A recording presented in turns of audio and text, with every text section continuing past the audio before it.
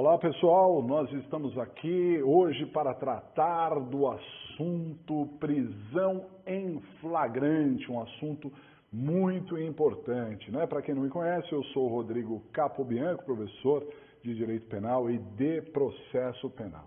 Nós vamos tratar hoje na nossa aula, dividindo aqui em mais ou menos 4 blocos de 15 minutos, esse assunto fundamental chamado prisão em flagrante. Antes de ir para os slides, gostaria de dizer que a prisão em flagrante é uma das modalidades, né? Uma das modalidades que nós temos de prisão provisória. Prisão provisória. A prisão provisória é o gênero que tem espécies. Então, quais são as espécies de prisão provisória? Prisão em flagrante, prisão preventiva, prisão temporária e prisão também decorrente de condenação no tribunal do júri, alteração que foi colocada na lei, no artigo 492 do CPP, pelo pacote anticrime. Então, essas são as 4 espécies de prisões provisórias em flagrante, é uma dessas espécies, né? Quando nós falamos de prisão provisória, nós temos ali aquela prisão, também chamada de prisão processual ou prisão cautelar,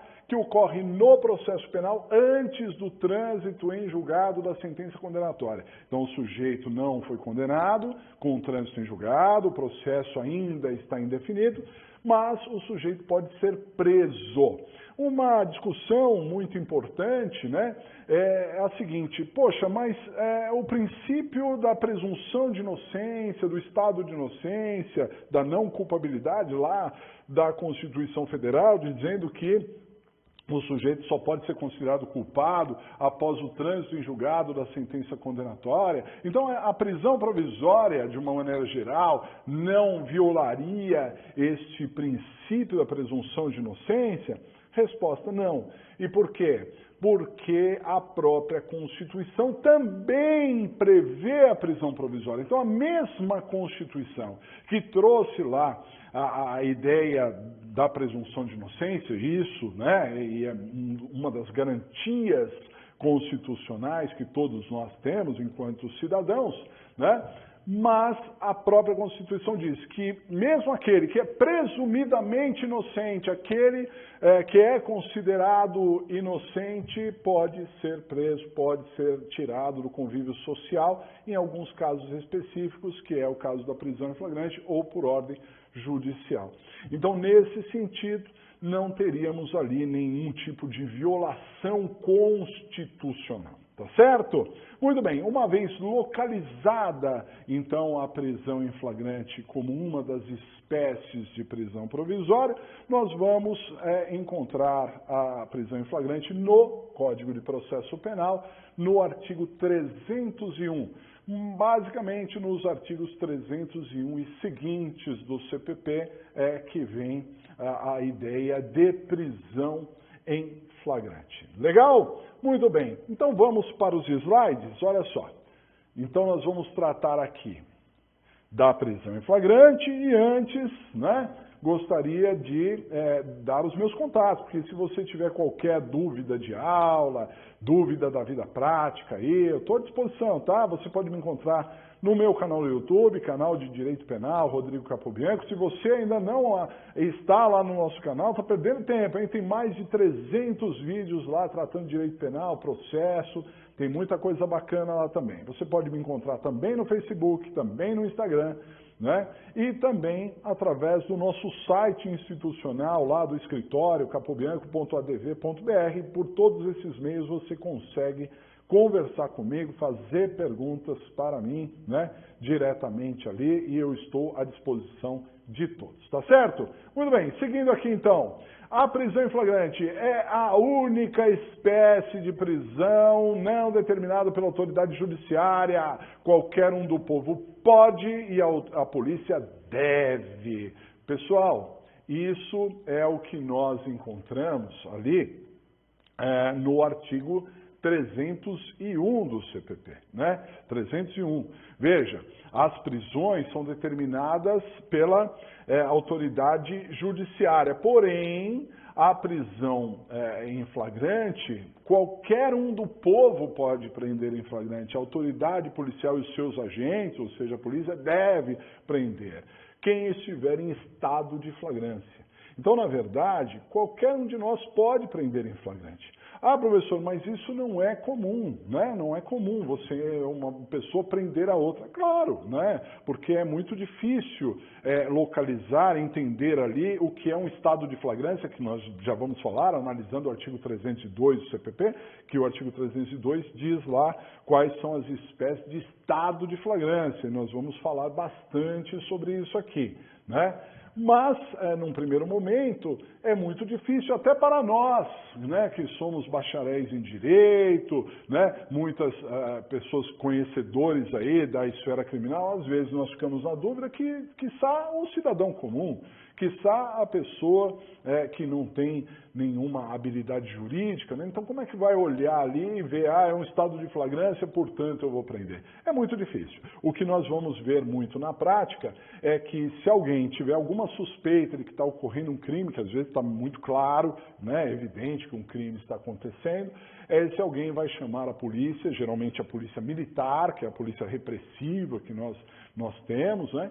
E a polícia militar, então, vai prender essa pessoa em flagrante, tá certo? Geralmente é assim.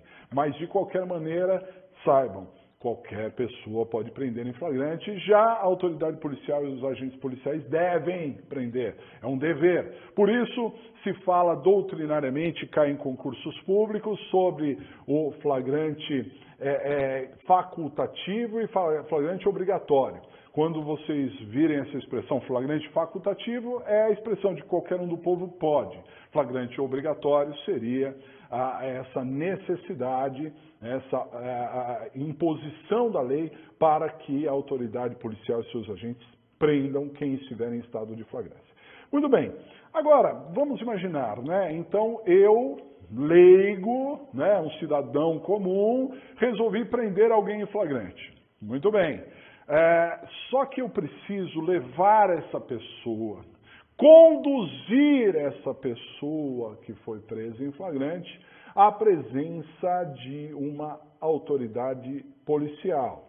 Uma pessoa preparada, né? Uma pessoa que entenda tecnicamente o que está acontecendo. Então, eu pego quem foi preso, se eu fosse um policial militar, eu pegaria essa pessoa que foi presa e levaria à presença da autoridade policial. Chegando lá, eu relataria o que aconteceu. Olha, ele estava fazendo isso, ele estava fazendo aquilo, né? Ele agiu assim, assado.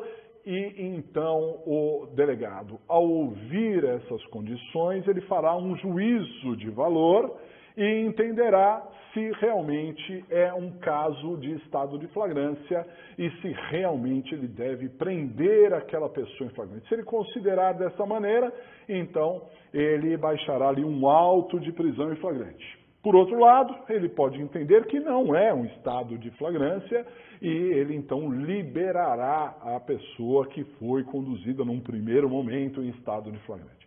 Um exemplo disso é o GCRIM, né, pessoal? Porque nas infrações de menor potencial ofensivo, mesmo que o agente, lá no GCRIM, chamado de autor do fato, mesmo que o agente, ele acredite, né, que está no estado de flagrância, alguém que vai prender o agente entenda que é um estado de flagrância, leva para a autoridade policial, só que a autoridade policial não irá prender. Por quê? Porque não há prisão em flagrante quando estamos falando de uma infração de menor potencial ofensivo, né?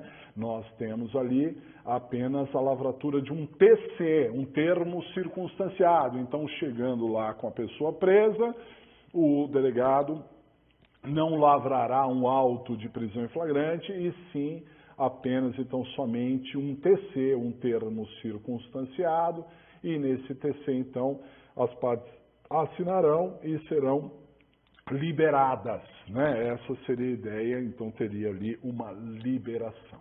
Compreendido? É nesse sentido, então, que nós temos a condição, né, de levar a autoridade policial. Por isso que quem prende outra pessoa em flagrante é chamado de condutor, né? Quando a gente fala ali do condutor, nós estamos falando da pessoa que conduziu o preso à presença da autoridade policial e narrou lá né, exatamente o que viu, né, narrou uma situação de flagrância para que o delegado fizesse esse juízo de valor.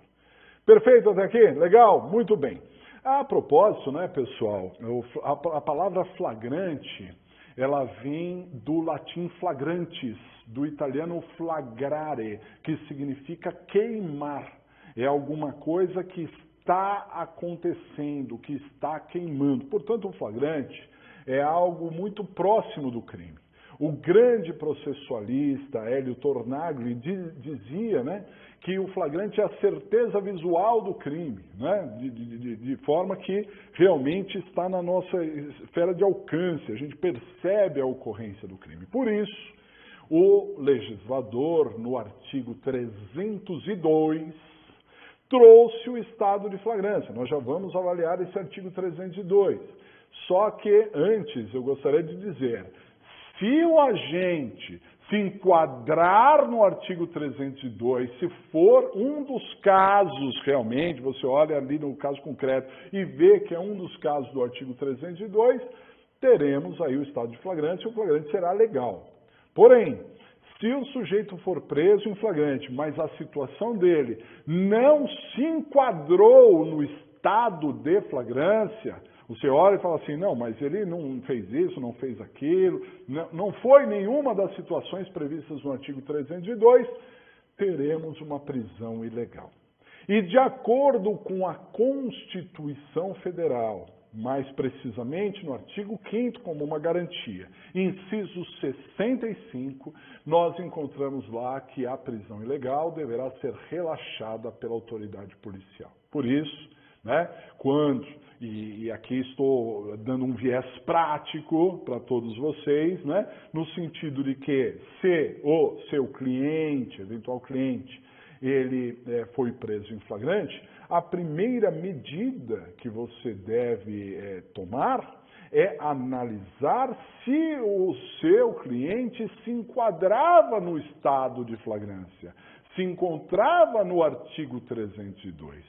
Porque, se não, se você vê que é uma situação à parte, eu vou dar alguns exemplos que a jurisprudência traz aqui, inclusive, se não é um estado de flagrância, então ele não poderia permanecer preso, né? Então nós teríamos ali uma prisão ilegal. E o que você deve pedir enquanto advogado, né, enquanto atuante ali no caso, seria exatamente o relaxamento da prisão.